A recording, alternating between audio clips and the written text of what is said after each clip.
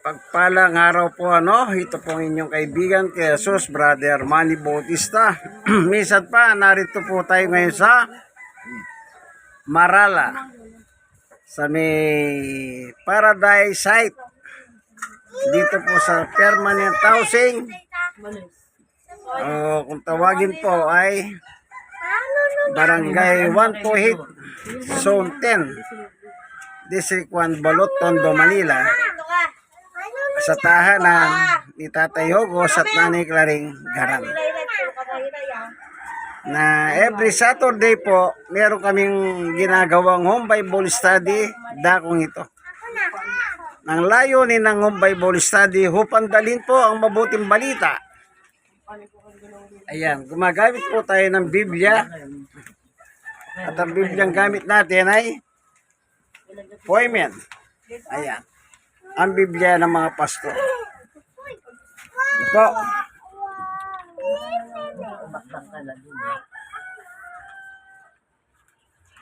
Ayan. Sa amin pong pagsisimula, kami muna po ay naghahandog ng isang awitin. Maganda po sa sinisimulan natin ng ganitong Bible study sa pamamagitan ng isang awitin. Ano po, magbigay puri po tayo para sa Diyos. Ayan.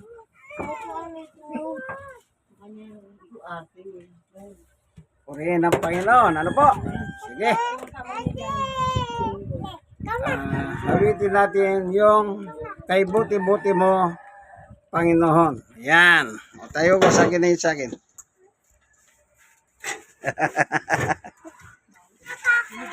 Nagalaw ng bata. Ayan. Ayun na, tayo boss. Yung sa akin eh. Akin. Ito, may kodi ko po. Matanda na, nangungodi ko pa. Di bali. Awitin naman sa Diyos yan. Okay. Sige. Kay buti-buti mo, Panginoon, ng oras sa bawat araw. Laging tapat kong magmahal, iyong kaway magwalang hanggan. Puri, sinasamba kita, dakilang Diyos at Panginoon. Tunay nga'y walang katulad, tunay nga'y di nagbabago. Mabuti ang Diyos, aming nagmamahal. Buti-buti mo, Panginoon, Sa lahat at ng oras, sa bawat araw, kay laging tapat kong magmahal, iyong kaaway pawalang hanggan. Pinupuri, sinasamba kita, dakilang Diyos at Panginoon. Tunay nga'y kay walang katulad, Tunay nga'y di nagbabago. Mabuti ang Diyos na sa amin nagmamahal. Mabuti ang Diyos na sa amin nagmamahal. Purihin ka, Panginoon Diyos. Minsan pa, samahan mo po kami ng aming pagbubulay ng Ebanghelyo. Sa pagkakataon na ito, buksan ang puso at isip ng bawat isa. At kung sakali man po, hindi po hayo sa iyong kalooban ng pananampalataya ng iba, ay baguhin mo. Tunay nga pong ikaw lang ang pwede magbago ng aming mga buhay. Ito po ang aming kahilingan at pasalamat sa ngalan ng aming Panginoong Yesus. Amen and amen. God is good. Good time. Okay? O, Tatay Hugos, basahin niyo po sa unang Samuel. Yan. Unang Samuel. Sa chapter 15, verse 22. Yan lang po. Babasahin, wala pong iba. 22.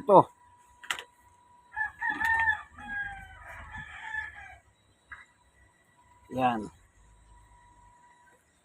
Dito po natin makita ang pagsunod at handog kung ano ang kalooban ng Diyos sa dalawang ito.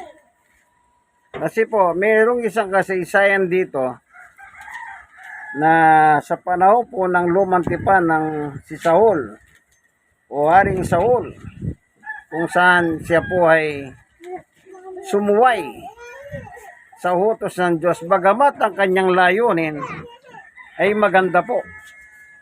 Siya po ay maghahandog ng mga magagandang klaseng hayop. Kaya po yung mga hayop, pinili nila yung maganda upang yandog sa Panginoon Diyos. Pero, meron kasing utos ang Diyos. Ano po? Maganda po ay iba po kasi yung utos ng Diyos. Ayan. Kaya dito natin titignan yung utos ng Diyos. Ayan. Tatay August. Sa unang Samuel verse 15 sa 22.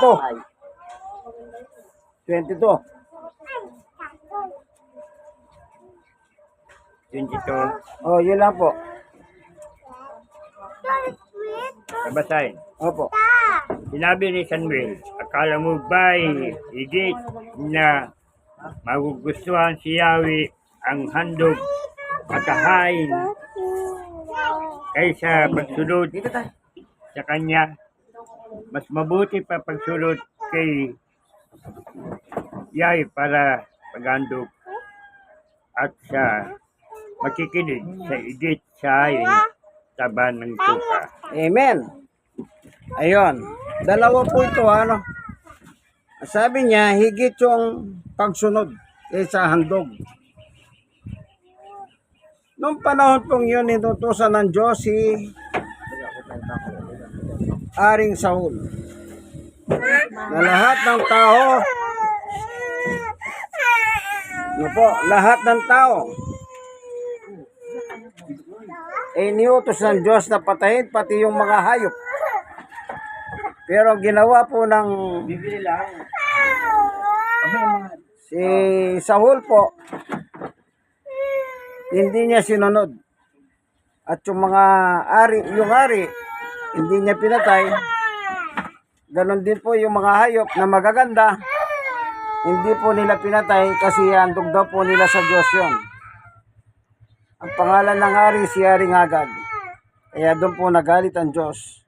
Kaya pinaliwanag po ni Samuel ang isang batas na mahalaga yung pagsunod kaysa sa mga handog na ayop na susunugin sa altar. Ano po? Ayan. So, Tatay August, ulitin mo lang ano. Ulitin lang po. Sinabi ni Samuel, akala mo ba'y higit na magugustuhan ni Yahweh ang handog at kahain kaysa ang pagsunod sa kanya? Mas mabuti ang pagsunod kay Yahweh at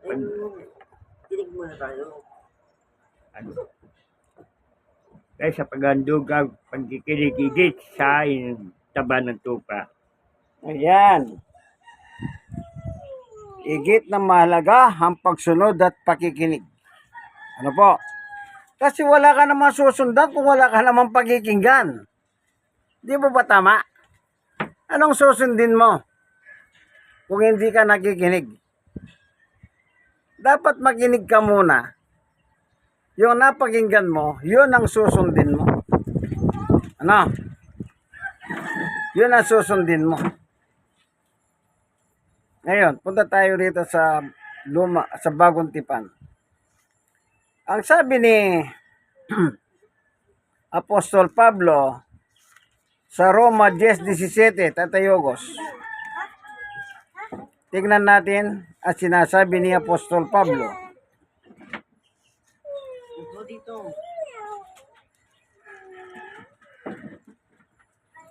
No. Ipinakikita ni Pablo ang tamang proseso ng pananampalataya.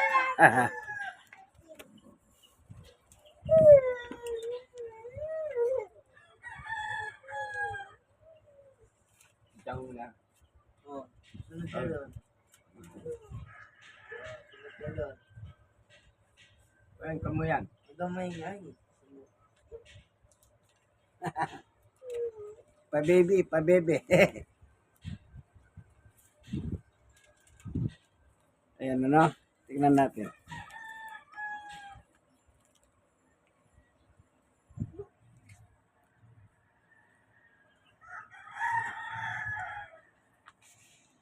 Roma 10:17 po.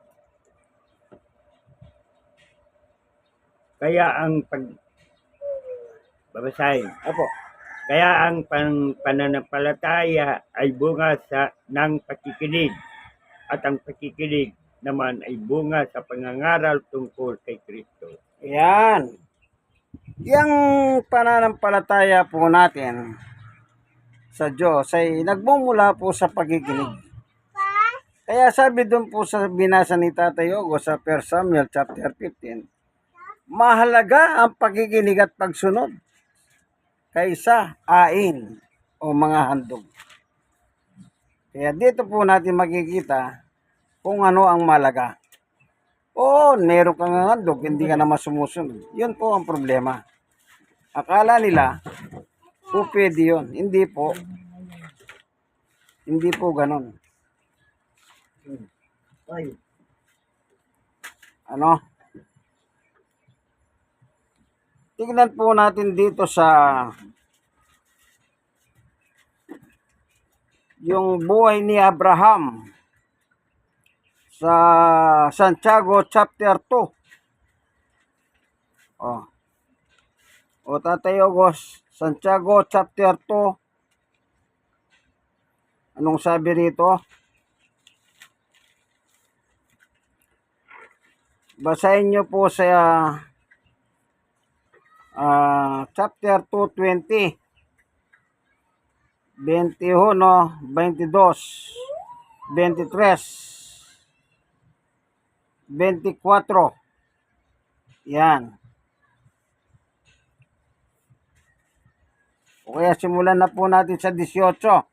Santiago chapter 2, verse 18, 19, 20, 21, 22, 23, 24. Yan. Ito naman po yung kay Abraham. Ang title nito, Pananampalataya at Mga Gawa. Yan. Sabi ni San Pablo, yung pananampalataya ng isang tao, yan ay nagsisimula sa pakikinig. Hindi ka pwede kasi sumampalataya nang wala ka napapakinggan. Baka mapapakinggan mo, kwento lang. O kwentong kutsero. O unbiblical pa. Kailangan po, ayon sa kagustuhan ng Diyos, ang ating pagsunod. Hindi po ayon sa kalooban natin. Tandaan po natin, kaya nga po meron tayong pangangaral o pagsishare o pagpabahagi ng ebanghelyo ng Panginoon. The purpose is to turuan po tayo. Sana po natututo tayo. Lalo na kayong mga nakikinig ng video ito. Ano po? O, nakita mo ba, Tatay Ogos? Nakita na po. O, pakibasa mo lang po. Basahin. Opo. Ngunit may nagsasabi, may pananampalataya ka at may gawa naman ako. Ipakita mo sa akin kung paano maaring makaroon ng pananampalataya nang walang mga gawa at ipapakita kita ko naman sa iyo ang aking pananampalataya sa pamagitan ng aking mga gawa. Sumampalataya ka na ang Diyos ay isa, di ba? Mabuti naman. Ang mga demonyo man ay sumampalataya rin at nakikinig pa. Isa kang hangal. Nais mo ba bang patunayan ko sa iyo na walang kabuluhan ng pananampalataya na walang masamang kasamang gawa? Hindi ba ang atin namang amang Abraham ay tinuturing ng Diyos na matuwid dahil sa kanyang mga gawa ng handog niya sa damba na anak niya si Isaac? Dito ay makikita mong magkakalakip ng kanyang pananampalataya at mga gawa at maging ganap ang kanyang pananampalataya dahil sa kanyang mga gawa. Yun lang. Ay, Hanggang 24 po yung Tatay Ogos. natupad ang sinabi ang kasulatan. Si Abraham sumampalataya sa Diyos at dahil dito siya ay tinuri ng Diyos bilang matuwid at tinawag niyang kaibigan ng Diyos. Diyan nyo makikita na ituturi ng matuwid isang tao dahil sa kanyang mga gawa at hindi dahil sa panampalataya lamang. Amen. Kita niyo po. Yung pananampalataya, kailangan may sarili, may kasamang gawa. Alam niyo, madali po sabihin ng isang tao na mayroon siyang pananampalataya. Kaya sa panahon ni Haring Saul, yon, naniniwala naman siya sa Diyos eh. Ang problema lang, hindi po siya marunong sumunod. Kaya dito po sa topic ni Santiago, yung pananampalataya, may kalakip na pagsunod. Hindi po pwede sabihin ng isang tao, ay ako meron akong pananampalataya. Kaya dito po diskusyon ito eh. Diskusyon na pinapakita dito, yung pananampalataya ni Abraham, nilakipan niya po ng gawa. Paano? Nangyandog niya po ang kanyang anak na si Isaac. Isipin nyo, papatayin si Isaac. Nung isagawa na po ni Isaac ang pagpatay sa kanyang, ay ni Abraham, sa kanyang anak na si Isaac, diyan nakita ng Diyos ang kanyang pananampalataya. Kaya sabi niya, Abraham, wag mong sasaktan ang iyong anak. Ano po? Yan po yung nakasulat naman sa, tignan po natin dito sa, hanapin natin, sandali. Balang, pero pagtsagahan natin. Ayan, Tatay Ogo, Genesis 22, verse 1 hanggang 19. Pababa yan. Mapapalaba ka sa basa niya, Tatay Ogos. Hanggang 19 yan. Opo. Importante kasi makita natin yung sinulat ni Santiago tungkol kay Abraham. Kasi po, si Abraham may nakinig sa Diyos. Siya'y masunurin. Kaya po naging karapat-dapat po siya sa harapan ng Diyos. Naging kaibigan pa siya. Dahil po sa kanyang pagsunod sa utos o sa salita ng ating Panginoon Diyos. Amen. Ganon din po dapat tayong mga tao ngayon. Tularan natin siya. 22 hanggang 11 po. 22, Genesis 22. Hanggang 21 hanggang 19. Yan. Mula po sa 1 hanggang 19. Ano po? Chapter 22 po. Opo. Sige po. Basa nyo na. pagkalipas ilang panahon, sinubok ang Diyos si Abraham. Tinawag yan ng Diyos. Abraham, narito po ako. Tungon naman niya. Sinabi sa kanya, isama mo ang kaisang at pinakamamahal mong anak na si Isaac at pagpunta kayo sa lupay sa Moriah. Makat kayo sa bundok na ituturo ko sa iyo at ihandog mo siya sa akin. Kinabukasan, maagang bumangon si Abraham at nagsibak ng kahoy na gagamitin panggatong ng handog ng susunugin. Inandan niya ang asno at ang umalis kasama ni Isaac at ang dalawang aliping lalaki papunta sa lugar na sinasabi ng Diyos sa kanya.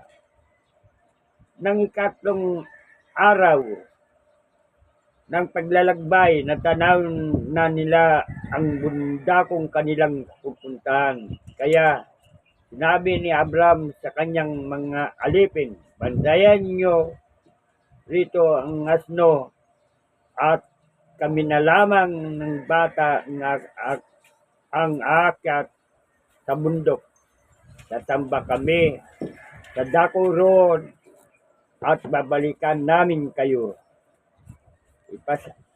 Ipinapasan ni Abraham kay Isaac ang kahoy na panggatong. Dala naman niya ang apoy at patalim. At magkasama silang lumakad. Tinawag ni Isaac ang pansin ng ama. Ama, ano yun anak? Tungo ni Abraham. Meron tayong apoy at panggatong, ngunit nasaan ang tupang hinahandog? Tanong ni Isaac. Sumagot si Abraham, anak, ang Diyos ay nagbibigay yun. Kaya nagpatuloy sila ng paglalakad. Pagsabit nila sa lugar na itinuro ng Diyos, gumawa ng altar ni Abraham. Inayos niya sa ibabaw nito at panggatong at iniga Isaac. Pagkatapos kapusin ng saksaki na niya ang bata, tinawag siya ng anghel ni Yahweh at mula sa langit at sinabi, Abraham, Abraham, narito po ako, sagot ni Abraham. Sinabi ang anghel, huwag mong patayin ang bata, huwag mo siyang saktan. Natitiyak ko ngayon ay handa kang sumunod sa Diyos sapagkat hindi mo ipinakait sa kanya ang kaisa mong anak. Paglingon niya, may nakita niyang isang lalaking tupa na ang mga sungay ay napasabit sa mga sanga ng kahoy. Ito ay kinuha ni Abraham at kinandog sa halip na ang kanyang anak. Kaya ang lugar na yon ay tinawag na Abraham na si Yahweh ang nagkakaloob at hanggang ngayon. Sinabi ng mga tao, ang bundok ni Yahweh ay may nakalaan mula sa langit at salitang muli kay Abraham ang anghel ni Yahweh.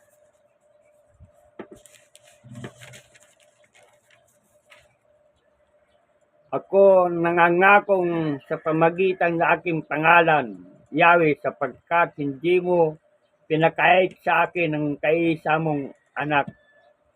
Pagpapalain kita, ang lahi mo magiging sindami ng bituin, langit at ng buhangin sa dagat. Sakupin nila ang mga lungsod ng kanilang mga kaaway. Sa pamagitan na yun, lahi, pagpapalain sa lahat ng bansa sa daigdig sapagkat sinunod mo ang aking utos. 19 po, Panguli. Binalikan ni Abraham kanyang mga alipin at sama-sama silang umuwi sa Beersheba. Yan. Ano pong nakita natin sa kasulatan? Sumunod sa utos. Nakinig si Abraham. Eksakto. Kung ano sinabi ng Diyos sa kanya, hindi po siya nakitahan na. Hindi sinabi ni Abraham, Panginoon, isa lang ang aking anak eh. Ihandog ko pa sa'yo. Nako, hindi siya nagreklamo.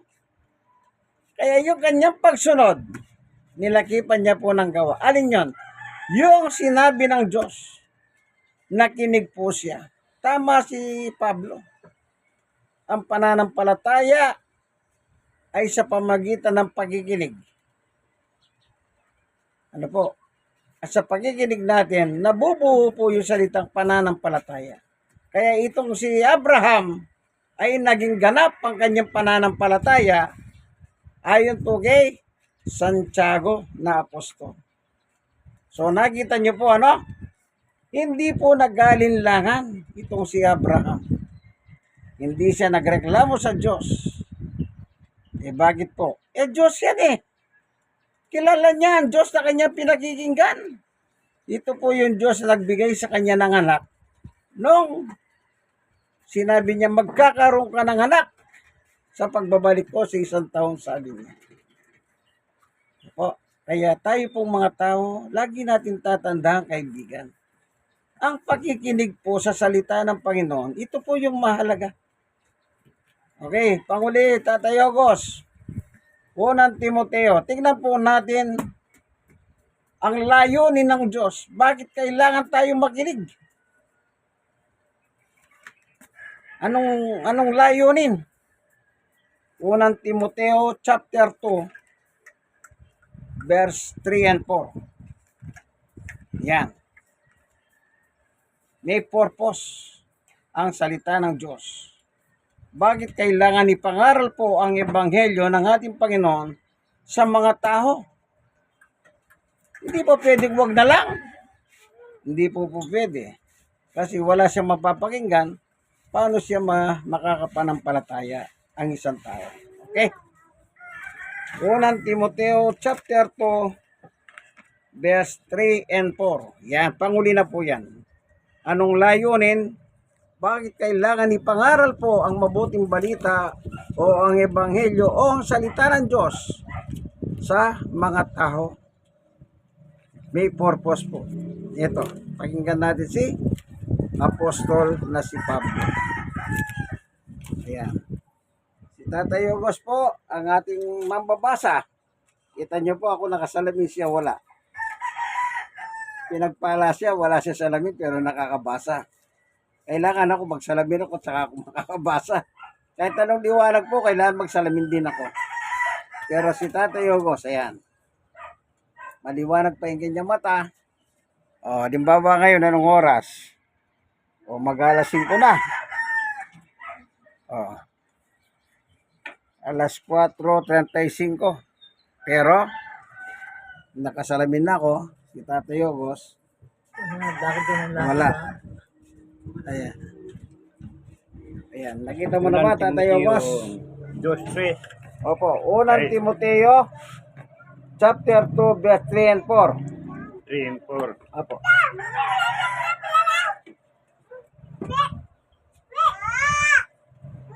Kabasahin. Opo. Ito ang mabuti at kalukulukod ng Diyos sa ating tagapagligtas. Ibig niya lahat ang tao ay maligtas Hindi ka ng tinapay mamaya. at makaalam ng katotohanan ito. Yan. Amen. Yung katotohanan ito, ang sabi ni Pablo, dapat malaman ng lahat ng tao. Ano po yun? Yung kaligtasan. Kaligtasan. Sa pamamagitan ng ano?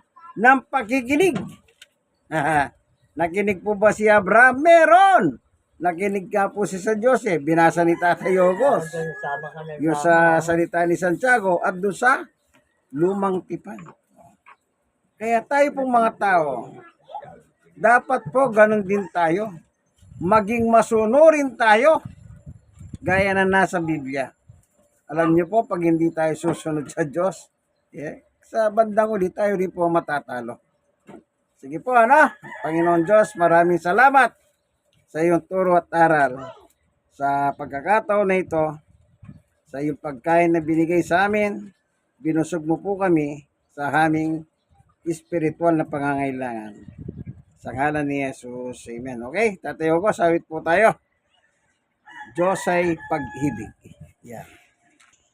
Pag-ibig ang siyang pumukaw sa ating puso't kaluluwa ang siyang nagdulot sa ating buhay ng gintong aral at pag-asa. Pag-ibig ang siyang buklod natin, di mapapawi kailan pa man sa puso't diway. Tayo'y isa lamang kahit na tayo'y Magkawalay, pagkat ang Diyos natin, Diyos ng pag-ibig. magmahalan, tayo'y magtulungan. At kung tayo'y bigo, ay huwag limutin na may Diyos tayong nagmamahal.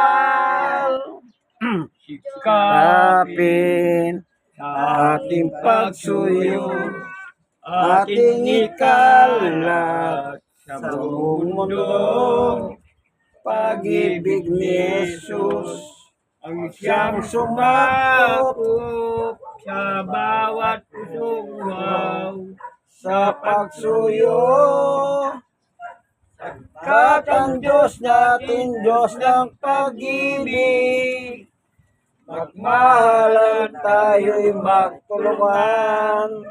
At kung tayo'y bigo, ay huwag limutin na may Diyos tayong nagmamahal.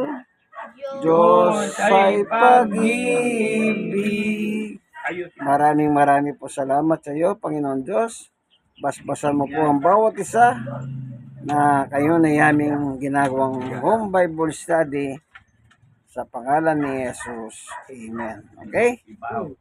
God is good. All the time. All the time. Amen. Ito po ang inyong kaibigan kay Jesus, Brother Manny Bautista. Kayo po mga nanonood ng video, nawa, mag-like kayo, mag-share kayo, kayo mga nasiran, i-share nyo po sa iba ang ating napakasayang pakikinig po, sa salita ng Diyos. Yan. Nawadat na kayo ng ating munting video, nasa maayos na kalagayan. God bless us all po. Bye-bye.